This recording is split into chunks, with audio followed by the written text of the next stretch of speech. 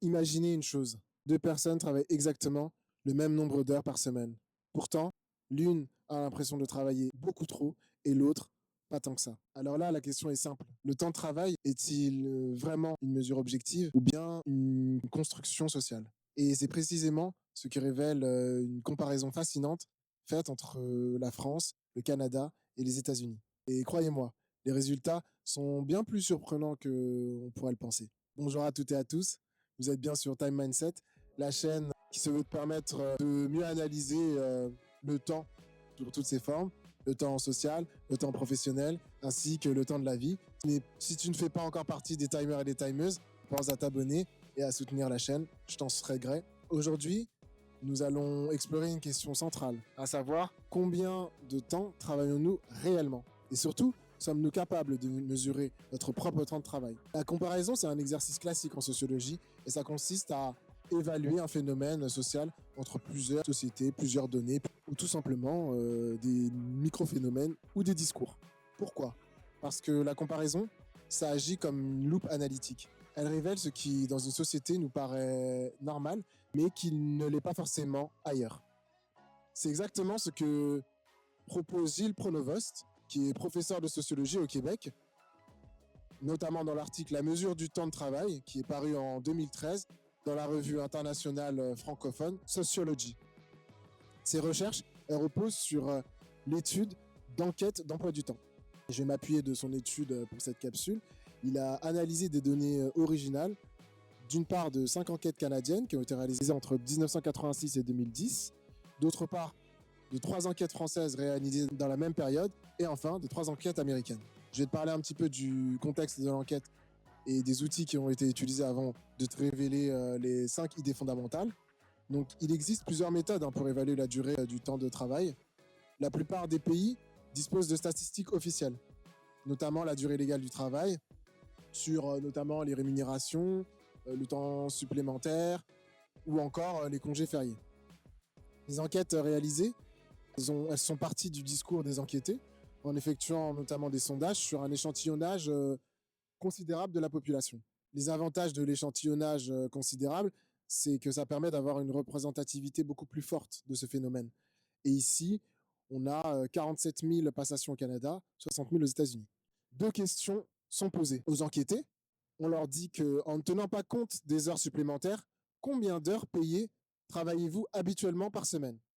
Et la deuxième question qu'on leur pose, c'est en ne tenant pas compte des heures supplémentaires, combien d'heures travaillez-vous habituellement par semaine? Avant d'aller dans le cœur des idées forces qui ont été transmises par l'auteur, que j'ai retenu surtout, je vais t'énoncer un peu les limites. Quelles sont les limites que j'ai pu observer de ces enquêtes et de cette étude? Il faut savoir que la perception du temps consacré au travail n'est pas assez fiable au regard des échantillons d'emploi du temps quotidien.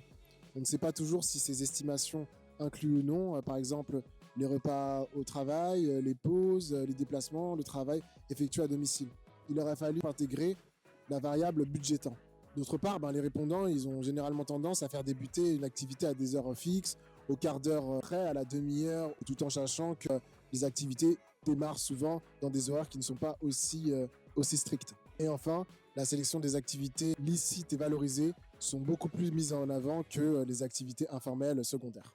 Alors, quels sont les outils qu'ils ont mis en avant? C'est des carnets d'activités, où là, on voit la séquence des activités principales quotidiennes, en commençant par la première activité d'éveil jusqu'à la dernière activité de la journée, en prenant un laps de temps de 24 heures. Et quels ont été les objectifs dans cette enquête? C'était de mesurer 3 dimensions du travail. Le temps de travail rémunéré, les déplacements domicile-travail, et enfin les activités connexes au travail. Et vous allez voir que cette troisième dimension change beaucoup de choses. Mais avant d'aller plus loin, il faut se poser une question assez dérangeante. Sommes-nous seulement capables d'estimer correctement notre propre temps? Spoiler, pas vraiment. Maintenant qu'on a fait le tour des méthodologies et des outils utilisés ainsi que des limites, je vais te parler des idées fondamentales que j'ai retenues. La première idée fondamentale, c'est que notre perception du temps de travail est très approximative. De nombreuses études montrent que les individus évaluent très mal leur emploi du temps. Par exemple, dans un couple, chaque conjoint a tendance à surestimer son propre investissement domestique et à sous-estimer celui de l'autre. Même phénomène pour les loisirs. On a notamment les recherches de Robinson et Godby en 1999 et 2011 qui montrent que nous sous-estimons le temps passé devant les écrans. et nous surestimons les activités valorisées socialement, comme la lecture, le sport. Concernant le travail, les individus, ils évaluent assez bien leur temps entre 30 et 45 heures de travail par semaine. En revanche, en dessous, c'est sous-estimé et au-dessus, c'est surestimé. Pourquoi? Parce qu'en Occident, une norme implicite existe, la semaine de travail dite normale. Le rappelle le sociologue Paul Bouffartigue en 2012, cette norme, elle sert de repère social. Elle définit ce qu'on pourrait considérer comme acceptable, équilibré, ou même à son antipode excessif. On le voit quotidiennement, hein. Si vous dites que vous travaillez 20 heures par semaine, on peut vous regarder un peu bizarrement, considéré comme étant un peu un tir au flanc.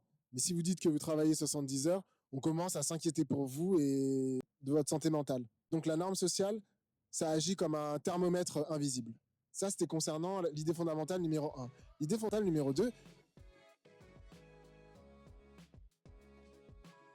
c'est que le temps de travail réel est plus élevé que ce que l'on pense. Lorsqu'on parle du temps de travail, on pense généralement aux heures payées. Mais les études d'emploi du temps incluent 3 composantes. Le travail rémunéré, le déplacement, les activités liées au travail, et là, les résultats changent.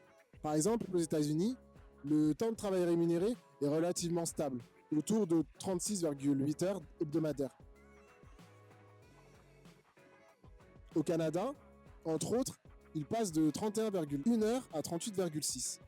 Et enfin, en France, on observe une diminution légère. On passe de 34,8 heures à 33,5 heures. Mais attention, si on ajoute les déplacements, attentes, activités liées au travail, la semaine réelle augmente de 20%. Au Canada, cela représente environ 45 heures de travail réel par semaine. Ce chiffre change complètement la perspective. Le travail, il pèse beaucoup plus lourd dans la journée qu'on ne le croit. Et pourtant, selon les pays où l'on vit, la définition même du travail peut changer. Maintenant, on va passer à l'idée fondamentale numéro 3.